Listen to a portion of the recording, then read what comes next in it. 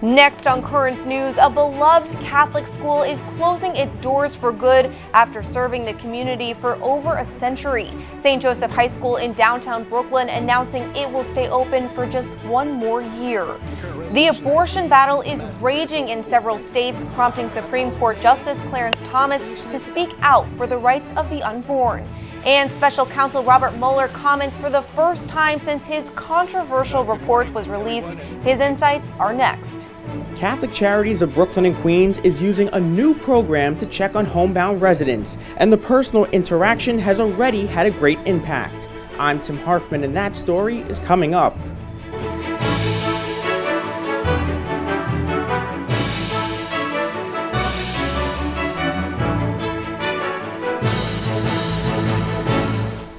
Good evening, I'm Emily Druby. St. Joseph Catholic High School has announced the all-girls school will be closing after the upcoming 2019-2020 school year, and students shared with us what they love about their school. I'm definitely going to miss my teachers and the environment. It was a new place for me. And I can't even imagine going to a different school because this is my favorite. The downtown Brooklyn institution is closing because of problems hitting Catholic education all over the United States, declining enrollment and rising cost. A letter to the students explains a lot of thought and effort was put into saving the school, but in the end, it just wasn't feasible. Reading, quote, "The painful reality is that long-term operation under these financial conditions would diminish our ability to deliver the type of innovative, inclusive education we have always striven to provide." St. Joseph High School opened in 1904. It was started by the Sisters of St. Joseph of Brentwood to serve both immigrants and working-class families. Some of the 300 students spoke out about their love for the school. This school bettered me as a human being, as a young lady. It made me more humble and it made me feel like I was at home. It's really difficult for us because it didn't hit us until now. It has been a tough year for students who lost their beloved principal, Caroline Latham, suddenly earlier this year. This is the second Catholic high school to announce its closure in the Diocese of Brooklyn this month. Bensonhurst's Bishop Kearney High School will close its doors August 31st. Both schools are administered by the Sisters of St. Joseph. I'll mainly miss the teachers because they helped me a lot, like to pass my class. And I'll miss my guidance counselor for getting me, helping me and being on me with my grades. And yeah, I miss the whole school. Staff at St. Joseph High School will be helping current students transfer to new schools. An informational meeting for parents and students will be held at the school next week. As the fight over abortion legislation continues to heat up in multiple states, a new dispute at the nation's highest court could foreshadow a possible Roe v. Wade battle. Currents News' Tamra Lane reports. Supreme Court justices clash after a split decision on the Indiana abortion ban ruling. The battle of words coming after a mixed ruling on Tuesday where the court declined to reinstate Indiana's 2016 law that bans abortions on the basis of race, sex, or disability, but upheld the state's mandate that remains of an abortion be buried or cremated.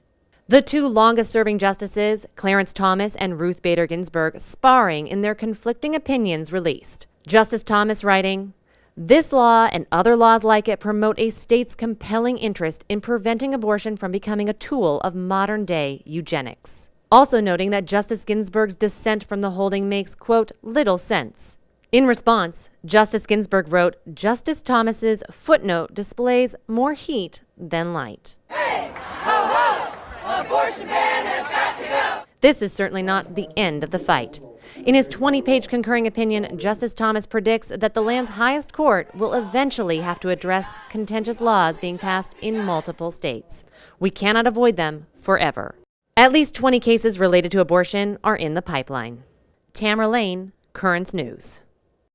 On Tuesday, the Illinois House voted 64-50 to pass their own abortion bill, allowing for the termination of unborn life at any stage of pregnancy and for any reason. The legislation now goes to the state Senate for consideration. Ahead of the vote, Cardinal Blaise Cupich and other members of the Catholic Conference of Illinois urged state lawmakers not to act on the bill, saying that it, quote, rewrites current abortion law, going further than Roe v. Wade in stripping human rights and dignity from the unborn child. The fundamental premise of the bill is flawed, and no amendment or tweak to the language will change the fact that it is designed to rob the vulnerable life in the womb of any trace of human dignity and value. And in a dispute over licensing that could leave the state of Missouri without any way of legally performing abortions, Planned Parenthood is bringing the case to court in an effort to keep the deadly procedure going. Currents News' Michelle Powers has the story. Missouri's last clinic may be required to stop providing abortions by the end of this week. That comes as a sigh of relief for pro-lifers on the front lines of the abortion war, pushing the state to pass some of the most stringent legislation the country has ever seen. Planned Parenthood claims the sole clinic is being targeted by the state, threatening not to renew its license. The organization filed a lawsuit to try and keep the clinic operating as the health department is investigating an unspecified complaint. Planned Parenthood accuses the department of frequently changing its demands. We have found from year to year that a practice that we were using in the delivery of care all of a sudden was no longer acceptable. And so obviously by continuing to move the goalpost, by continuing to change the way they're interpreting their own rules, it makes it impossible for us to be able to comply because we're just guessing. Pro-lifers consider the clinic's possible closing a huge win. We get told all the time that, well, are you going to take care of this baby? Are you going to help this mom? And really the thing is, yes, we are. We're going to walk through this process with them. If the clinic's license is not renewed, Missouri would become the first state without access to abortions since 1974. That's the year after the Supreme Court passed Roe v. Wade. Michelle Powers, Currents News. The Vatican is correcting statements made in the Italian transcript of Pope Francis's interview with a Mexican journalist. Earlier, it had omitted Francis's claim that he didn't remember if he had been told in 2013 about accusations of abuse by disgraced ex-Cardinal Theodore McCarrick. The Vatican saying the discrepancy was due to the quick turnaround time and that the original Spanish version is considered the text of reference. Robert Mueller is speaking out publicly about his report into Russian interference during the 2016 election. It's the first time since being appointed special counsel 2 years ago. Stacey Cohen has the developments from Washington. After a nearly 2-year investigation, special counsel Robert Mueller speaking out about his report, both on the probe into Russian election meddling. Russian intelligence officers who were part of the Russian military launched a concerted attack on our political system. And on the issue of obstruction of justice, Mueller citing Department of Justice policy into the decision not to pursue charges against President Donald Trump. Under long-standing department policy, a president cannot be charged with a federal crime while he is in office. That is unconstitutional. But he added this. If we had had confidence that the president clearly did not commit a crime, we would have said so. We did not, however, make a determination as to whether the president did commit a crime. Mueller submitted his report to Attorney General William Barr on March 22nd. Barr released a letter summarizing his principal conclusions 2 days later, saying there was not sufficient evidence to establish that President Trump's campaign engaged in a criminal conspiracy with the Russian government. On April 18th, a redacted version of Mueller's report was released. Mueller closed his statement Wednesday with this warning to lawmakers and to the public. There were multiple, systematic efforts to interfere in our election. And that allegation deserves the attention of every American. Stacey Cohen, Currents News. White House Press Secretary Sarah Sanders responded to Mueller's comments today, saying that everyone should get back to their private lives. There was no real news in there. He reiterated the points that he'd already made in the report, and we agree with him. There was no collusion, there was no conspiracy, and we consider this case closed. He completed his investigation. Now he's closed his office, and it's time for everybody to move on. He's going back to his private life, and we think everybody else should too. Sanders also added that the Trump administration is taking steps to prevent election interference, claiming that the Department of Homeland Security has measures in place to make sure the mistakes of the previous administration are not repeated.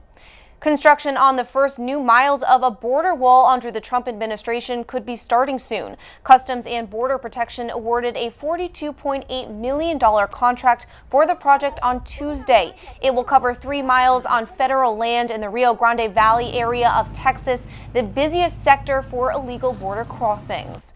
But before construction begins, a stopgap measure is in effect for detainees in Yuma, Arizona. A temporary processing facility will reopen to house hundreds of detained migrants. The facility is set up to be up and running within 30 days. Over 50,000 illegal immigrants have crossed into Yuma since October. Pope Francis says the Holy Spirit converts people to destroy walls, and we should not waste life by living in fear. Quando lo Spirito visita la parola umana, essa diventa dinamica come dinamite, capace cioè di accendere i cuori e di far saltare schemi, resistenze e muri di divisione, aprendo vie nuove e dilatando i confini del popolo di Dio. Francis invited Catholics to let God guide and invigorate their hearts.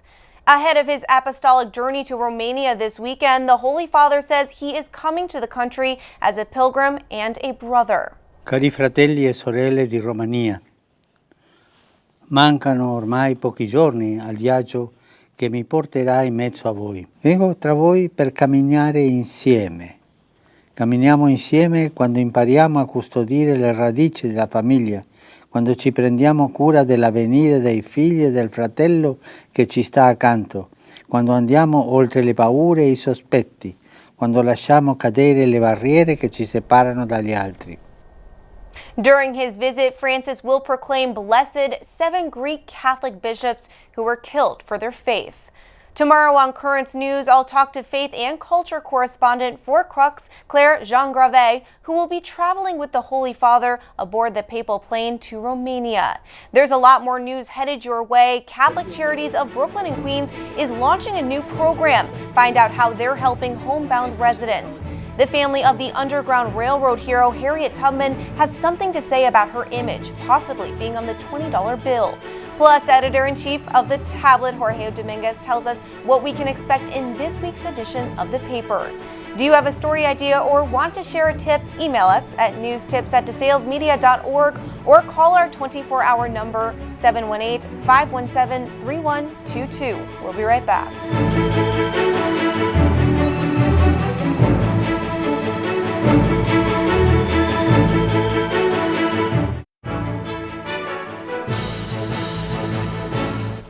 Catholic Charities of Brooklyn and Queens is putting faith into action using a new program to service homebound residents. Currents News' Tim Harfman introduces us to one resident and their volunteer who were once complete strangers. Once a week, Linda Catalaboski-Lacoma volunteers, visiting 87-year-old Eileen Ferguson and her husband, Julio Rivera, at their Jamaica, Queens home. For a few hours, Linda comes to check on their well-being. It lifts me up. The interaction is thanks to the Friendly Visiting Program, a new initiative by Catholic Charities of Brooklyn and Queens and sponsored by the city's Department of the Aging. Stephanie Mitchell coordinates the program and says the goal is to be there for homebound residents. It has been scientifically proven that isolation causes a lot of diseases. It causes depression. Isolation can even cause death. Retired from law enforcement, Linda saw an ad in her church bulletin. Having an elderly mother herself, Linda wanted to volunteer. I feel good when I, come, because I feel like I'm doing something good for her, and she also makes me feel good when I'm here too. And she's putting her Catholic faith into action. That's been part of our life growing up, is just trying to give back to the community, give back to others, help people when you can. Ellen is a retired nurse and a mother of 8 children. She's also a grandmother, great-grandmother, and a great-great-grandmother. She says sometimes it's hard for her family to visit. They may not be able to make it, but if Linda said I'd be there at 11, I can almost look for her at 11 because she'll be here about 11. They talk about everything from Ellen's extensive doll collection to baking. This morning, the two look at the photo album Ellen is putting together. Linda brings fabric from home for the cover. Ellen is grateful to Catholic Charities for the new program. I can feel the warmth. I can feel the love. That's why I think this program is a very good program that people can't really get out. And she looks forward to her weekly visits with Linda. It's like some kids looking for Santa Claus to come. Catholic Charities needs volunteers in Southwest Queens, made up of neighborhoods including Jamaica, Hollis, St. Albans, Woodhaven, Ozone Park, South Ozone Park, and Howard Beach. And if you would like to be a volunteer, you can go online to the Catholic Charities of Brooklyn and Queens website, ccbq.org.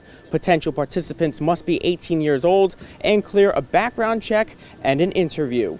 In Jamaica, Queens, Tim Harfman, Currents News. The family of the legendary Harriet Tubman is speaking out about putting her face on the $20 bill. Last week, the Trump administration announced that a plan to put the Underground Railroad hero on the bill is being delayed until possibly 2028. But that isn't stopping her family from getting her the recognition they feel she rightly deserves. I think that because she was a woman and because she was a black woman, and I think it's terrible to have a black woman on the currency, but I don't think so, because look at all that she has done. Tubman supporters are rebelling against the administration, buying a stamp online to replace President Jackson's face with Tubman's.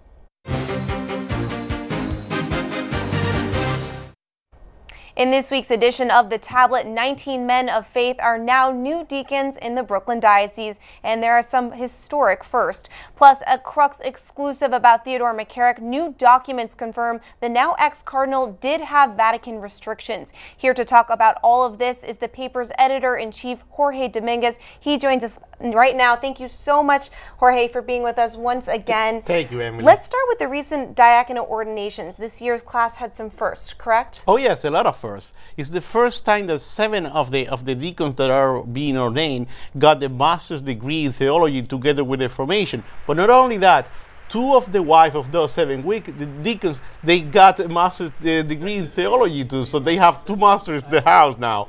Another very interesting first is the first time we have a Pakistani deacon and a Polish deacon, which is really interesting because we only thought, Pakistan is a Muslim country, Poland is the most Catholic country in the world. Well, we have for the first time a Pakistani and a Polish deacon. Yes, it is interesting. I love that. This week's paper also spoke about a big story, the revelations about now ex-Cardinal Theodore McCarrick. As we reported yesterday, Crux, a partner of the Tablet, exclusively discovered from a former aide that McCarrick had Vatican restrictions. As the paper's editor-in-chief, what is your take on the story? Well, this is the thing. The story is on the front cover of the paper, and everything related to McCarrick is a very sad thing for the United States Church, but at the same time, it's very important. Why it's very important? Because McCarrick had accusations against him since the 1990s, and a lot of bishops in the United States have said, until we don't know exactly what happened, how McCarrick was able to go right to the top, in spite of those accusations, we are not going to be able to fix the problem. So yes, it is a sad story, the new revelations, but at the same time, it is very important to know. And finally, a special moment for one of our own. A Brooklyn priest is swearing to serve God and his country. Can you tell us about that? Oh, Father Mark Bristol, he became, the newest Navy chaplain, but this is for him like a homecoming, because he was in the Navy years ago, then he came back here, he became a priest, and now he's going back to the Navy as a chaplain. It's a beautiful story. You have to read it. That's so incredible. Thank you so much for being here. The tablet needs your support to ensure that Catholic journalism will thrive well into the future. You can do so by subscribing to the tablet so that it comes right to your mailbox. You'll save up to 55% by having it delivered to your home versus paying for it at church. Go to the website thetablet.org/home55 or call 877-883-8356. And the tablet has a brand new page called Our Diocesan Family, where you can share your pictures of recent baptisms, Holy Communions, confirmations, marriage, all of the joyous sacraments. For more details and to submit your photos, go to thetablet.org/Our Diocesan Family. Your picture may be published in an upcoming issue of the newspaper. Notre Dame is to be restored to its original state before the devastating fire. That is the latest ruling from the French Senate. The Senate's new bill says Notre Dame must be rebuilt to its former state. And even if new materials are used for the reconstruction, the conservation team must publish a study explaining why. Currents News' Michelle Powers was on the scene in Paris after the fire and spoke to experts on how the reconstruction plans should commence. When you have a real historical monument like that, you can't be too in a hurry. You have to do it properly and to respect history. The deep purpose of a cathedral is to protect and to celebrate the body of Christ. We really never need to forget that. The bill asserts that the reconstruction plans will be done before Paris hosts the Olympic Games in 2024. More than $1 billion has been pledged to assist the efforts. 3 churches in Jerusalem have agreed on a renovation plan for the city's holiest Christian site. The multi-million-dollar project to restore the Church of the Holy Sepulchre will be carried out in 2 phases. First, a study of the current standing of the holy site, and second, the actual restoring of the foundations and the pavement of the church. Still to come on Currents News, the heartwarming story of teamwork, how these kids are standing up in support of their beloved teammate. We'll be right back.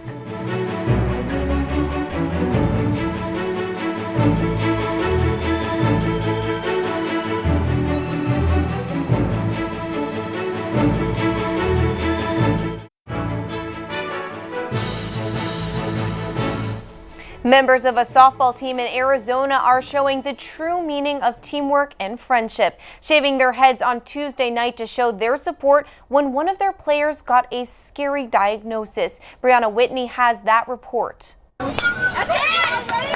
For this 7-year-old girl who usually spends her days on the softball field, the past 2 weeks have been spent somewhere else. It felt good when I got out of the hospital. Leighton Accardo plays for the Peaches in Chandler, but was just diagnosed with stage 4 cancer, something her family never saw coming. That's when they discovered multiple masses throughout her abdomen, on her liver, and on her lungs. They started chemo the next day. So the brave 7-year-old decided she'd shave her head Tuesday after the boys' baseball game. Friends bringing signs with the hashtag Shaven for Leighton. I'm not scared. My friends are here with me right now. And best friends they are. Emily and Katie, her softball and hockey teammates, didn't want Leighton to feel alone. Thank you guys. All 3 girls holding hands, shaving their heads together. They didn't think twice. Well, I wanted to be supportive of Leighton, and we're really good friends, and I just wanted to help her. How do you think you guys look? Good. Even her coaches now sporting the buzz cut too. And while she can't play with her team right now, Who runs the world? Girls! she has a huge team behind her ready to help her win this fight. And she wears a reminder to look down at when times get tough. This is my bracelet. It says you are strong, you are brave, you've got this. So, yeah. That's what you're gonna do. I'm brave, yeah. No hair needed. Leighton's teammates say they won't let her go through it all alone and will be right by her side so that she can play softball with them once again. That is Currents News. I'm Emily Drewby. Thank you for joining us because we are putting your faith in the news. Hope to see you again next time.